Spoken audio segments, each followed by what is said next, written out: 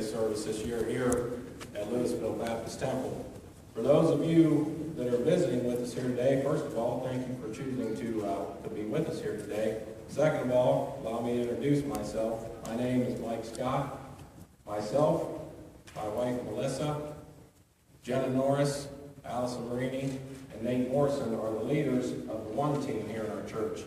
And the One Team is comprised of the young people here in our church, grades 5th through 8th. On Sunday mornings, they are with either the Super Church department or the Oasis department, and on Sunday nights, they are with us. And here, in a few minutes, you're going to see these young people doing a few things here today. But before they come, I want to talk to you today for a few minutes about Memorial Day and also about America. And I need you to understand something, that as I talk about Memorial Day in America, I truly believe in what I'm saying. What I'm going to say to you is not something that I read from a book or heard on TV or a radio show. It's what I truly believe in my heart.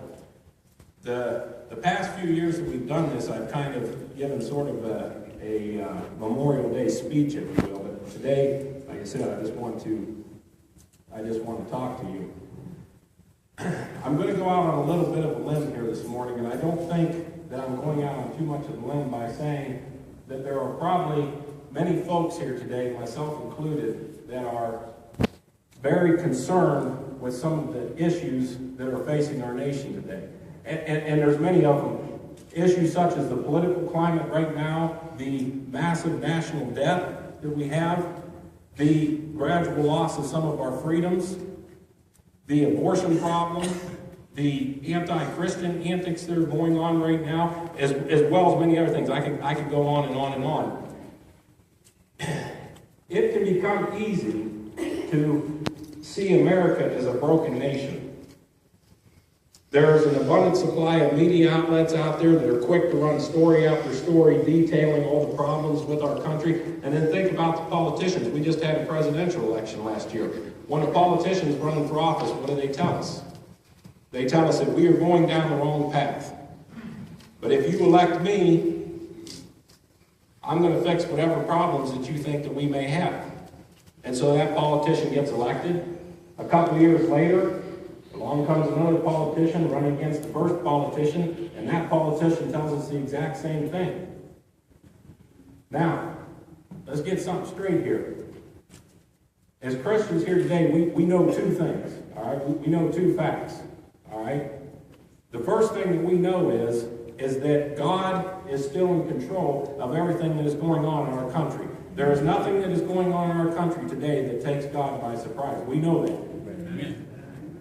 The second thing we know is that at some point in time, and we don't know when, but Jesus Christ is going to rapture his church out of this world. We know that. But in the meantime, and until that rapture takes place, we have to live in and we have to deal with life on this earth. And it just so happens that all of us here in this auditorium today are fortunate enough and blessed enough to be dealing with life on this earth as Americans. America was an idea. It was an experiment. It was an experiment in freedom, and it was a very successful experiment. The idea that our founding fathers had was to create a nation or a country where people could live in freedom, where they could live their lives as they saw fit, where they could realize their goals and their dreams and their ambitions. And that's why so many immigrants flocked to our country to help build our country, because of that freedom.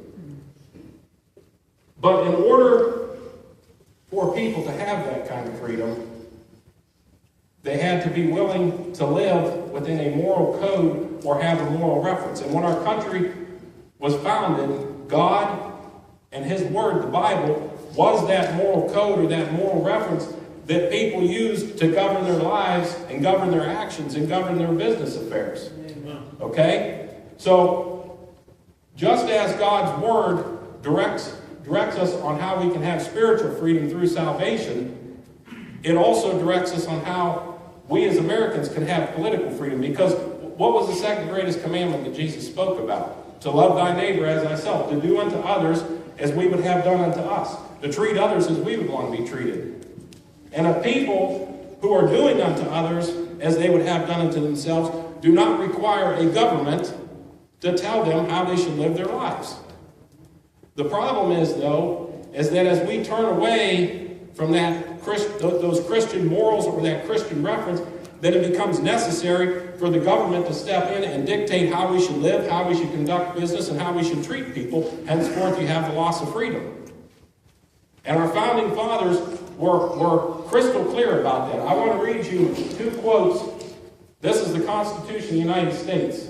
It's a pocket-sized Constitution. It also contains some quotes from our founding fathers. Let me read you the first one from John Adams. Our Constitution was made only for a moral and religious people. It is wholly inadequate to the government of any other. That was John Adams. Benjamin Franklin. Only a virtuous people are capable of freedom. As nations become corrupt and vicious, they have more need of masters. That's what our founding fathers knew. Now, despite the problems and despite the issues that we see in our nation today, it's still America.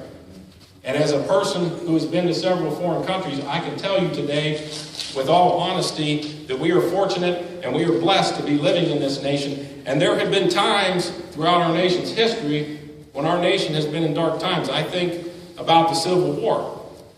Our nation was being torn apart as countrymen fought countrymen. I think